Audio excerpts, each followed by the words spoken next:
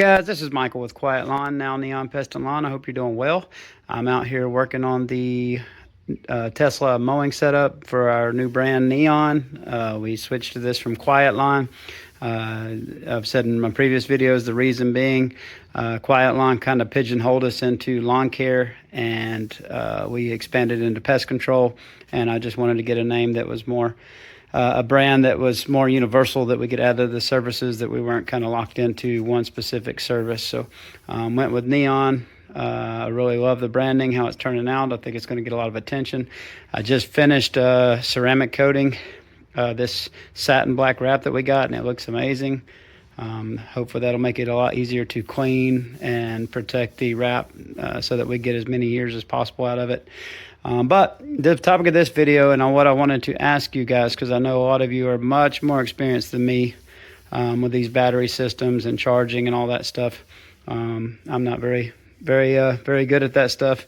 But I've ran a lot of this across Gemini and gotten a lot of ideas, and I just want to check with you guys to see if it would actually work. But what I would like to do is be able to charge all of my equipment from the Tesla battery, because I've got this nice electric car. It's got a ton of capacity. You know, this thing has about a 270 mile range on a full charge, and we probably won't use 50 to 100 miles a day. So all that extra capacity, if I could find a way to use that power to power all my equipment, then I wouldn't need any other source of power for the equipment. So kind of the idea I came up with the help of Gemini is, well, first off, the Tesla has its own battery. I can't remember what it is, though. It's way too I mean, it's like 200 volts or 300 volts, something like that. But you can't charge directly from it.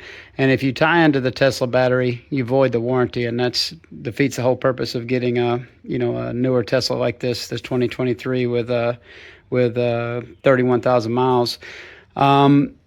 But what it does have is a regular battery, just like yours. It used to have 12-volt batteries, but this year, the 2023 and newer, they have actually a 16-volt lithium battery to start the car and do all that stuff. So what I can do, I'm limited on the amount of wattage that I can pull from the 16-volt battery. But the idea I have is I want to hook into the 16-volt battery under the frunk.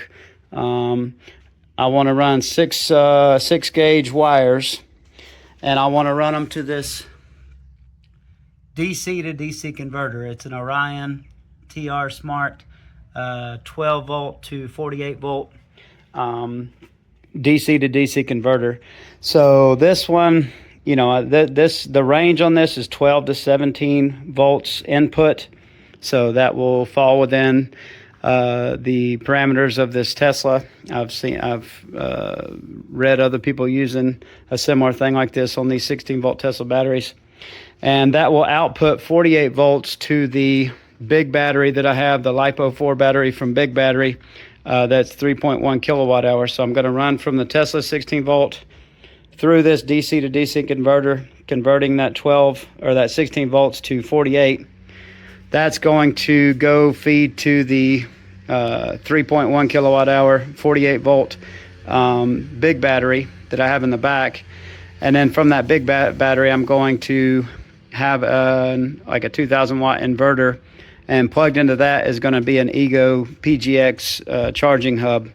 That's their commercial charging setup that you can daisy chain multiple batteries into and charge, up to, set all the batteries we'll need. I'll probably have 9 charging at a time. But I wanted to get you guys' opinion, what you think. Will that work? What is the downside? This DC to DC converter is only running at 360 or 380 watts. So it's only pulling 380 watts from the Tesla at any one time. So it's not running super, it's not pulling a super high amount of wattage, because I think this 16-volt battery, the max is like 1,500 watts that you want to pull from it. So I'll be well under that capacity. But this will kind of be trickle charging the big battery throughout the day. And then the big battery, the Ego PGX will be charging the batteries for the mower, for the Ego 30-inch mower and the handheld equipment throughout the day. But I'd love to know you guys' thoughts. That's what I want to do. I'm going to run it through, obviously, through a fuse here and some other, whatever other things I have to put in line. But that's the general idea of it, and I'd love to hear your thoughts on whether or not that will work, and what what you see might not work with that setup. Also, the good thing about the Tesla is it has what's called cabin overheat protection. It basically, you set it, and I've got an app called Tessie too that can actually let me customize it even more. But you basically set it to a certain temperature, and it will keep the cabin at that temperature. I think 90 is the lowest factory setting, but I can set it even lower with that Tessie app. But this thing basically, while we're out in the field, will keep the cabin under 90 degrees or whatever I set it to through the Tessie app throughout the day.